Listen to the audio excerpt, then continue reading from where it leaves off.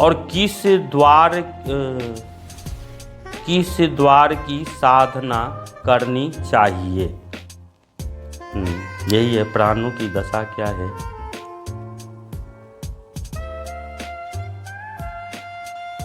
प्राणों की दशा क्या है और किस द्वार की साधना करना चाहिए। तो प्राणों की दशा क्या है, तो प्राणों की दशा क्या है, तो जो प्राण की जो है ना, यह प्राण की दशा आलेख है, यानी हम इसको लिख नहीं सकते, इसकी दशा आलेख है। इनकी दशा के बारे में हम विवरण नहीं कर सकते हैं। यह आलेख शब्द से इनका जो है सत्संग में वर्णन आता है, आप पढ़ेंगे तो कहीं आपको मिलेगा इनकी आलेख दशा है, यानी कि इनकी कोई एक निश्चित दशा नहीं होती, यह आलेख दशा इनको, यानी हम विगत इनकी लिख करके इनकी दशा का वर्णन नहीं कर सकते, इसलिए इनकी दशा आलेख कही जाएगी।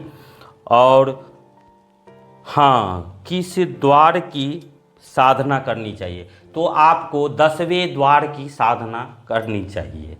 ये सवाल भी आपका बहुत बढ़िया है, किस द्वार की साधना हमें करना चाहिए। तो हमें 10वें द्वार की साधना करना चाहिए। 9 द्वार जो परमपिता परमेश्वर ने हमें पहले ही खोल दिया है, और 10वां द्वार जो हमें गुरु के द्वारा खोला जाता है, तो हम उसी द्वार की साधना करते हैं। तो आपको भी ऐसा ही, और पूरे संसार के जितने भी जो ज्ञानी, ब्रह्म ज्ञानी और जितने भी ऋषि मुनि या सिद्ध पुरुष हुए हैं, वो 10वें द्वार की ही साधना करते हैं। तो आपका जवाब बहुत बढ़िया था, और इसी तरह के इस जवाब को लेकर के मुझे यह वीडियो बनाना पड़ा, ताकि आपको समझ में आए कि यह वीडियो कितना इम्पोर्टेंट रहेगा। मैं कई दिनों से अमृत सुधा रस नहीं बना रहा था, टाइम का बहुत अभाव रहता है, लेकिन मैं जब देखा कि ये सारा है, तो जब मैं पढ़ता गया तो इस पर भी तर्क किया, और मैंने सोचा कि ये सारा इकट्ठा करके रखा, और फिर मैंने बोला कि नहीं, इस सब के ऊपर भी मैं अमृत सुधा रस में ही इस सब का जवाब धीरे धीरे देने का कोशिश करता रहूँगा। तो बहुत बढ़िया है।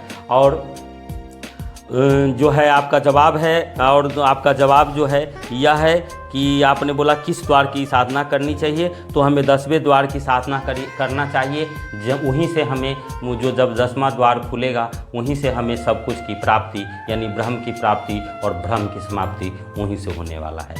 ठीक है, चलिए अब हम देखते हैं कि कौन सा सवाल है। और ये किसी सत्संगी हैं जो लिखते हैं कि जड़ के बिना डाल क्या है। जड़ के बिना डाल क्या है, हाँ यही है।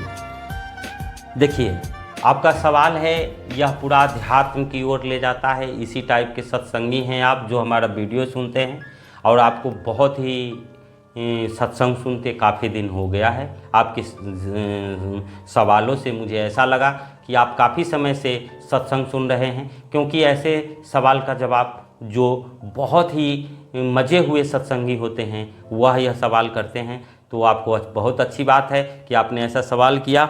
तो देखिए, आपको बता दूं क्या है आपका सवाल।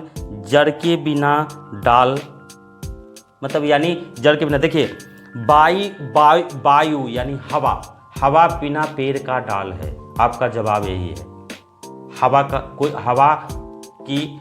हवा की कोई जड़ नहीं होती। आपने बोला है ना जड़ के बिना, वो डाल कौन सा है जिसका कोई जड़ नहीं है, तो हवा है जिसका कोई जड़ नहीं है, यानी वायु वही चीज़ है जिसका कोई जड़ नहीं होता। वह बगैर जल के डाल है, वो कहीं भी हिलता रहता है। यह सत्संगों में यह सवाल आता है, और सत्संगी हैं आप, इसलिए आपको जो है बहुत बहुत धन्यवाद ऐसे सवाल करने के लिए। चलिए ठीक है, और आपको फिर देखते हैं।